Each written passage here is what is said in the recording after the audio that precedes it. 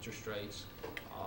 And it's not a perfect hedge and it's not a full hedge, but you're covered from a cash flow standpoint. The same thing with the total cost cap, and there's a whole, I mean, the list of these is just as long as your arm, but the ones that prevail have some economic logic to it.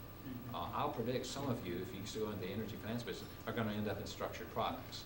It tends to be high margin business for the companies, and hence the payoff hence to the people involved. Doing the structured products tends to be high. So, okay.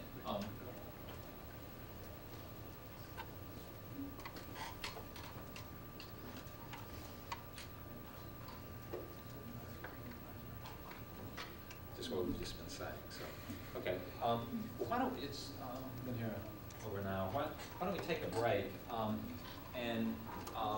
But before we do that, before we break, you have the, who has the, yeah. Why don't you just pass those out, and I appreciate it if you fill out these evaluations. And then after you're done with that, why don't we take a 15 minutes?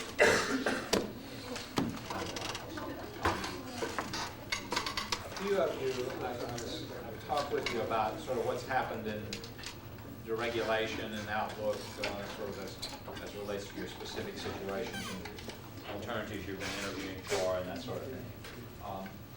And you probably read the headlines as far as the California market goes. I mean, it's probably a good case study in what can go wrong.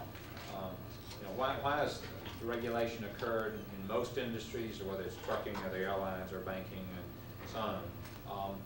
The idea that it's going to have a net social benefit, lowering costs, improving efficiencies, increasing innovation, and so on.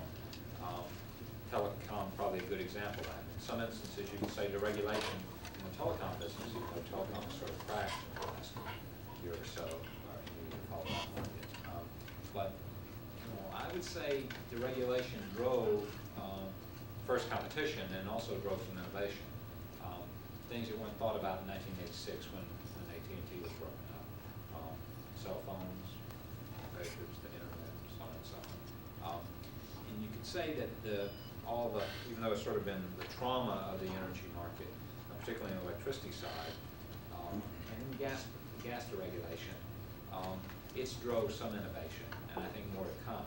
In fact, some of the serious mess up that's occurred in California, we'll talk about in a moment, may perversely enough force some changes in policy and developments of things in terms of alternative fuels and fuel cells and micro turbines and so on. Some of you may have followed the headlines closely and know all the story of California, and the story really depends on which headline you follow. I mean, you get a very different view of what's transpired and what caused it, looking at